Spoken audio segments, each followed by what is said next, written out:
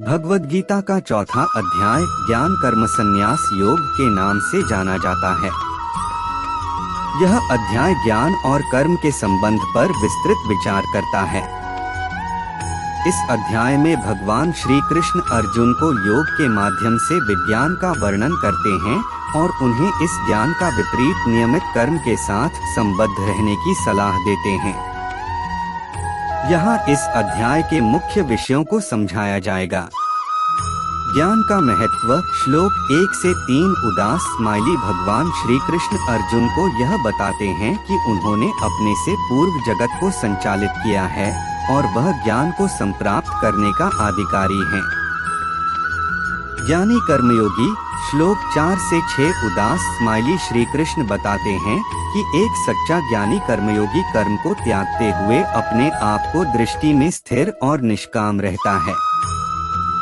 कर्म का अर्थ। श्लोक 7 से 18 उदास स्माइली भगवान श्री कृष्ण वर्णन करते हैं कि कर्म का अर्थ हमें आनंद और शांति के साथ देवत्वादी संबंधित लोकों को प्राप्त करने में होता है। वे यह भी स्पष्ट करते हैं कि ज्ञानी कर्मयोगी को कर्म करने में आसक्ति नहीं होनी चाहिए। यज्ञ की महिमा।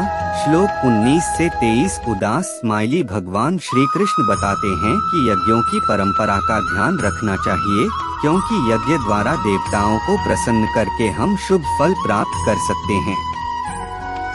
कर्म और ज्ञान का संबंध।